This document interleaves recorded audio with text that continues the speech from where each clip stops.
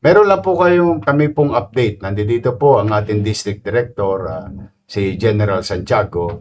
As you all know, a few days ago, meron pong tayong naresto. Sa kadahilan ng meron pong mga pumapasok na ibang tao sa Maynila at nagkakalat ng lagim. No? Siguro itong mga to, although panaka-naka na lamang ngayon, pero akala nila magaang sa Maynila. Tulad ng kompromiso namin sa inyo, mga mamamayan, na may gobyerno na sa Maynila. No? Na kung sakali, halimbawa itong mga tolongges na ito, Pasko sa kanila, sila'y nakatakas. Ang pulisiya po ng Maynila, kasama Manila Police District, ay habulin, hanapin, papapanagutin natin sa mata ng batas. No, yun po ang ating obligasyon. Kung Pasko naman sa pulis, ay actual nung mahuhuli. Dahil pinagpapasalamat ko rin, katulad ng mga Filipino-Chinese Organization, pati eskwelahan, katulad ng Chiang Kai-shek. Mga organisasyon ng negosyanteng na bibigay ng mga ekwipo, lalo na sa transportasyon, na siya nagagamit ng ating Manila Police District para maging episyente yung ating peace and order situation enforcement activities. The presence of our policemen in the streets of Manila may at least prevent, if not apprehend. And if we fail, which most likely, pamisa-misan, dahil hindi naman po perfecto ang aming organisasyon, na sila'y ma-apprehend, we go after them. Ay pupunanan po namin yung mga yan para mapapanagot at huwag tutularan na papasok ng Maynila. Nahuli po natin yung isang, ipaalala mo nga, palabas mo yung video, yung mga suspect. Ito pong mga tolongges na to, magtsuhin po ito. Yung tsuhin, nadali na po noong June 26. June 26. Na-inquest noong June 27. At kung nanonood kayo dito at lagi kayo nakaantabay, kasama ko rin sila General Santiago, naipresenta na po namin. At kami po ay nanawagan. Yung nakamotor, yun yung nadali, di ba? Ito na yung bata naman. Na itong mga to, isa pang suspect na hindi pa nahuhuli, nanawagan tayo sa mga magulang, anak, at pati sa tsuhin na nakalawit, na kung po pwede harapin nila at papanagutin yung kanilang sala o krimen na ginawa. At nang sa ganun, makapagbigay naman tayo ng peace of mind doon sa mga biktima at higit sa lahat ay justisya, which napanood nyo din po dito. Ito po ang update ngayon, after a few days of follow-up operation ng Manila Police District. Nakuha na po. Itong si Hercules. Halika rito. Dali mo dito.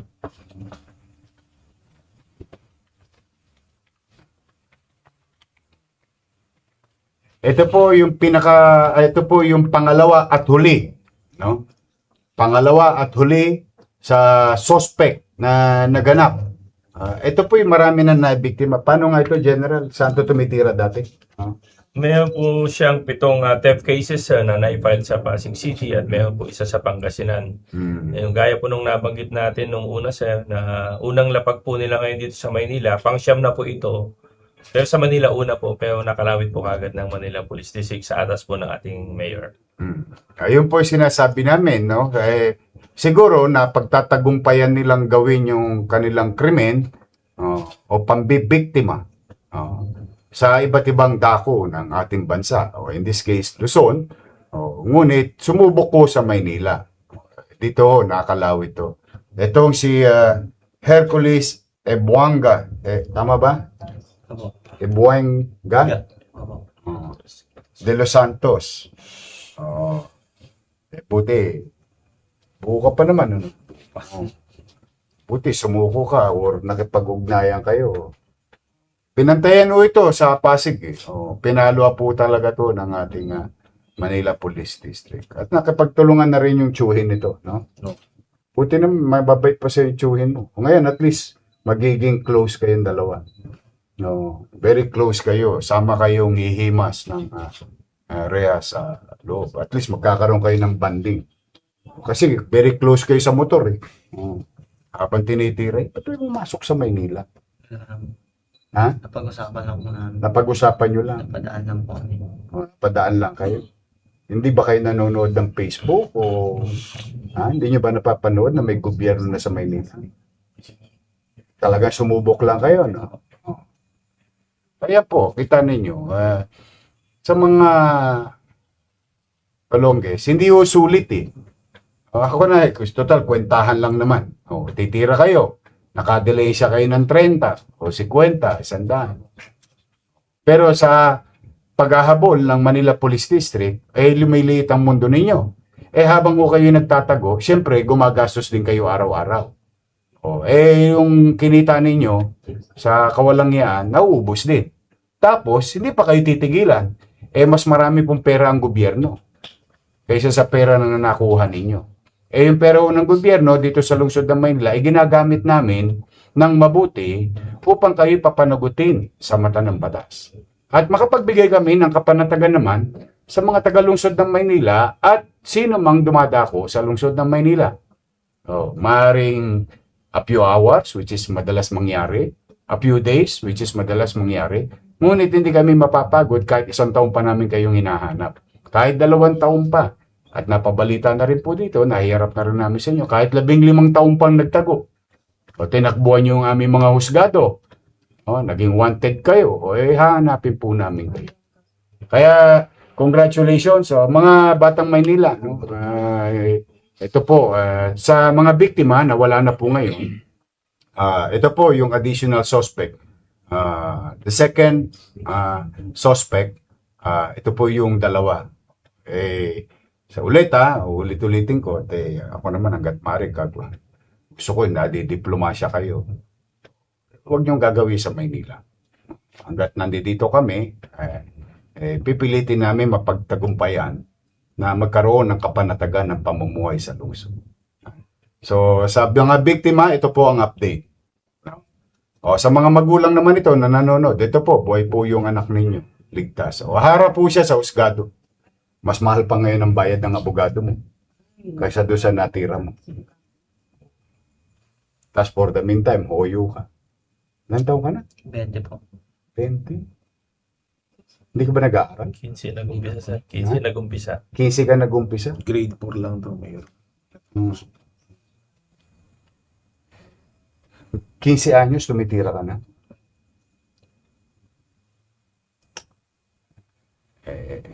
Sayang, ako, hihinayang ako, siyempre, alam mo, katulad yan, 14, 15 anyos, pinag-uusapan niya sa mata ng batas ngayon, ng mga congressman, senador, o even yung mga ibang mga individual or organization. Ito, nagsimula, 14, 15 anyos, nagpalaki lang tayo ng dragon.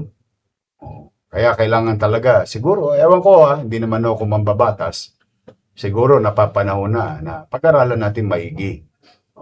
Kasi kung hindi, pag hindi sila nagkakaroon ng obligasyon o responsibilidad or pananagutan dala ng kanilang edad o murang edad, baka pagdating ng araw, pinalalaki lang natin sila na lalong maging adventurer. Ito, kala niya pasyalan ng Maynila. Pasyal ka na ngayon sa Hoyo. Sige, dalhin nyo na yan. Okay po, ayan po mga kababayan. Sige, dalhin nyo na yan. Muli naman, bilang update, andito po si General Santiago na nakatulong natin ang Manila Police District. At hindi po kaila sa inyo na may naganap pong malaking peace rally sa lungsod ng Maynila. Kahapon, at nag-umpisa po ito ay gabi nung isang araw. Sila po ay dumako dito sa Maynila. Maayos po silang dumating, maayos silang nakita ang Liwasang Bonifacio at ang Liwasang Bonifacio po ay Freedom Park. Kaya po pinayagan yan ng inyong lungsod. In fact, hindi po kailangan ipagpaalam. Kaya lamang ikinalulugod namin sa pamunuan ng Iglesia ni Cristo sapagkat yung pakikipag-ugnayan at pakikipag-ugnayan sa lokal na pamahalaan ay talaga pong ginawa nila. At kami naman dahil kami well properly informed, agad ho kami naggayak ng mga katulad ng ginagawa naming tulong sa iba pang rallyista na nagiging maayos. No? Lagi. Kasi hindi lamang po yung Iglesia ni Cristo ang nagrarally sa Maynila. Meron din ibang mga sektor or relihiyon na nagrarally sa Maynila. Na simula nung tayo naging mayor, ay tayo yung nagpapadala ng mga medical team, MDRRMO, traffic, tubig, pagkain, sa iba pa na naganap. Katulad halimbawa nung, if I'm not mistaken, na September, saka November, no? Okay, ngayon naman, no? Ngayong Hulyo. So, kami po ni General Santiago ay taus-pusong nagpapasalamat sa ating mga kapatid na dumako ritong maayos at umalis ng maayos. Wala pong vandalism na nangyari. Walang paninira ng halaman.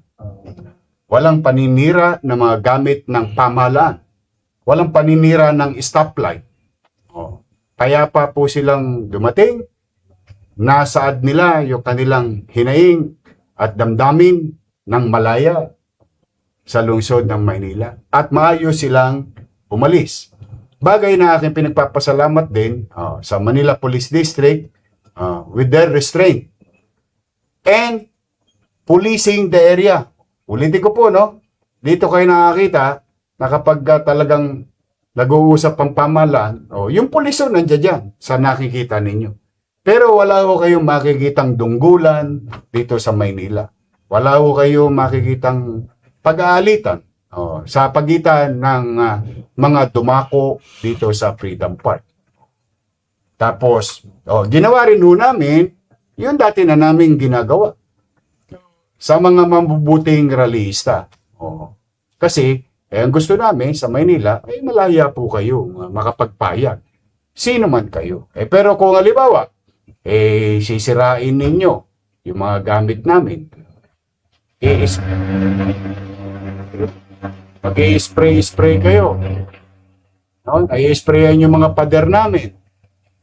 Papabuyin nyo yung mga tindahan ng negosyante sa lungsod ng Maynila, mga building gamit. Hindi po kayo welcome sa Maynila. Hindi namin kayo para suportahan.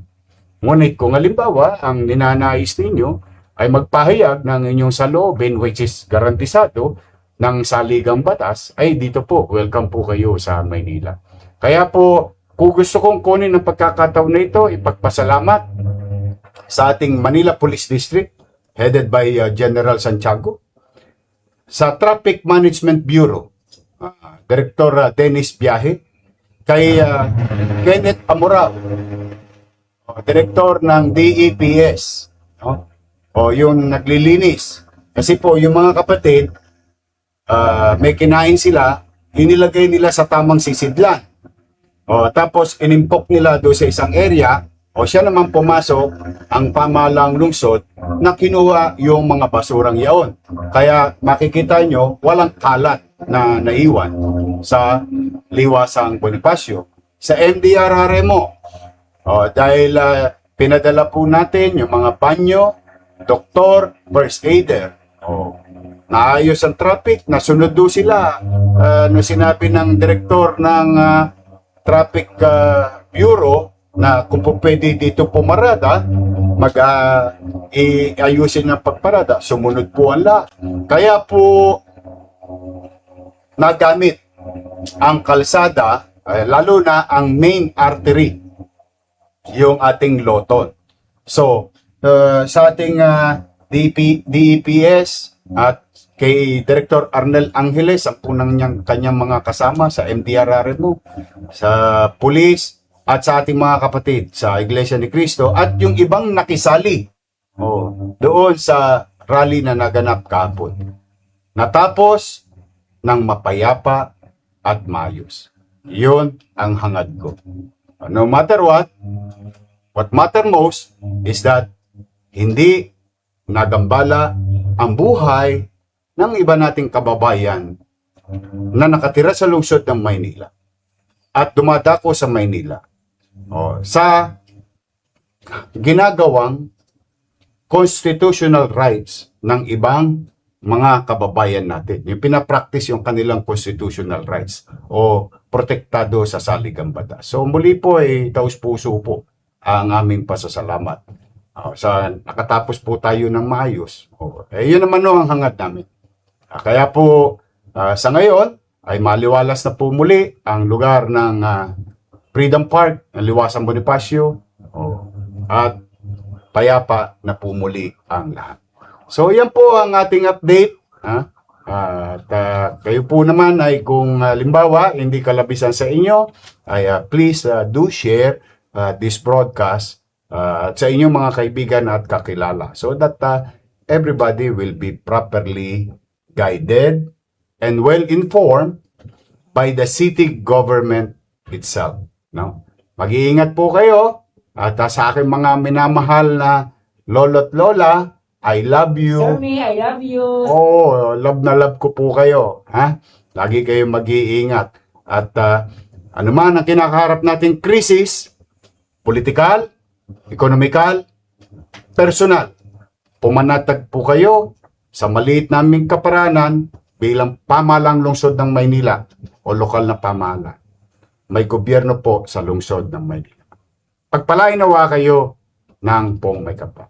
Maraming salamat at Manila, God first.